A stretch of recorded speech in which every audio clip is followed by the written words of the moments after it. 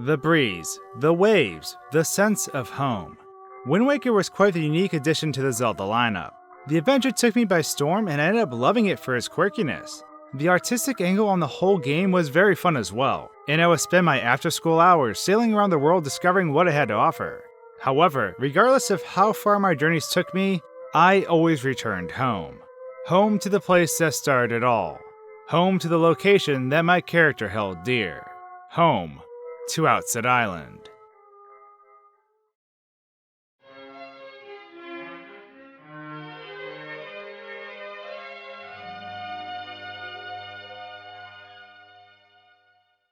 Outset Island was by far one of my favorite areas in Wind Waker. The idea of growing up on an island that celebrated my accomplishments in Ocarina of Time felt very neat, and seeing how time had progressed since then felt comparable to the few years that had passed after that adventure had come to a close in my life. In many ways, this island felt like home in more than a game sense. The beauty of the island is that everyone has lived in harmony until the day our main character comes of age. But even then, the expectation was simply for our character to don the clothes of the hero of the past. He would get a great dinner for his birthday, but other than that, the day would soon pass as life carried on.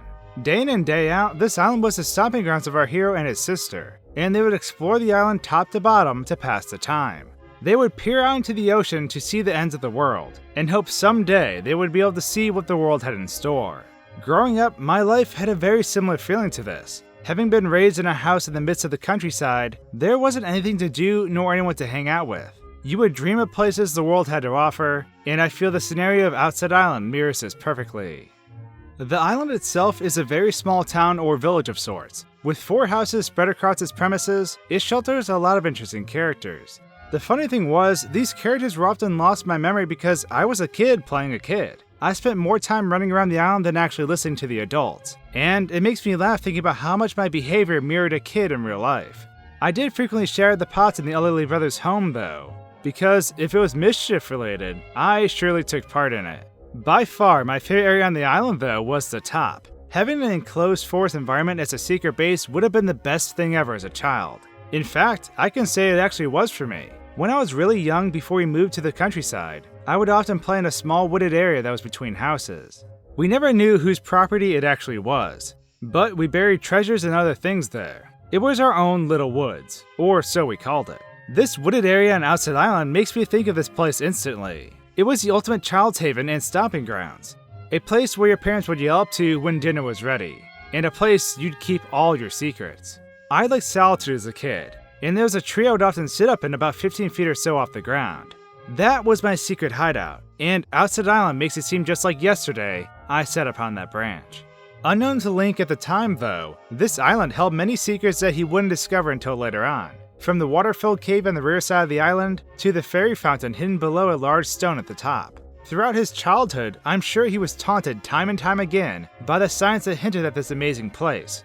But he would never experience its beauty unless he set off on his quest. If he had, he might have very well used it as his childhood fort. However, the greatest secret of all was the large network of caves that delve deeper and deeper beneath the ocean. The Savage Labyrinth is beneath this peaceful island, and growing up, Link would have never known such treachery lurked below, at a depth of 51 floors. Another large stone seals its entrance, but it makes you wonder why this was created in the first place. Was it simply to hide a Triforce chart? In some capacity, it would be like living above ancient ruins but never knowing what was just below the earth you stood on.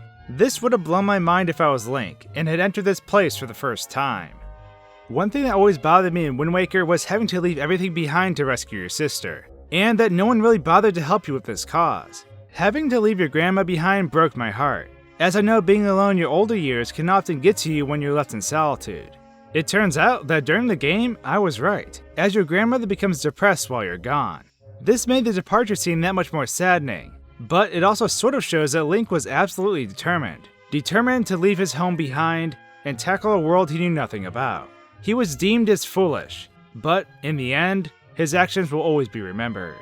However, this isn't the only time Link leaves everything behind, as at the end of the game, Link once again is leaving Outset Island. And this time, for a very long time.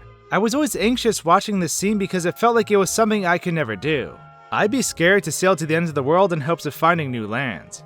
In some ways, it could be like saying goodbye forever. Sea trips in the olden days were often many months long, and many times you did not return to where you came from because of this. If they were truly seeking out new lands, that had to be weighing on Link's conscience. As he sat there, sails at the ready, Link still had his whole life in front of him. His days of childhood play were long over, and where he ended up and lived the rest of his days in this world had yet to be decided. This feeling, juxtaposed with the aura of what home is like, is what made this island so special to me. Because of this, Outset Island will always be one of my pixel portals. But now that I shared that with all of you, I'd of course love to hear your thoughts. What childhood areas do you hold dear? What was your favorite area in Wind Waker and why? And last, what would your ideal childhood fort be like? Let me know your thoughts in the comments below.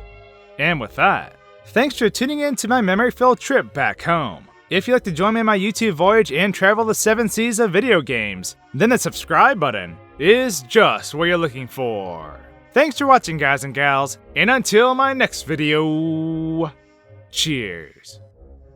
You've made it to the end of the video, but wait, your quest isn't over yet. You can find my Pixel Portal playlist to the left. Even if you haven't played the specific game, I believe the concepts I cover will still resonate with you, your life, and the places they parallel to.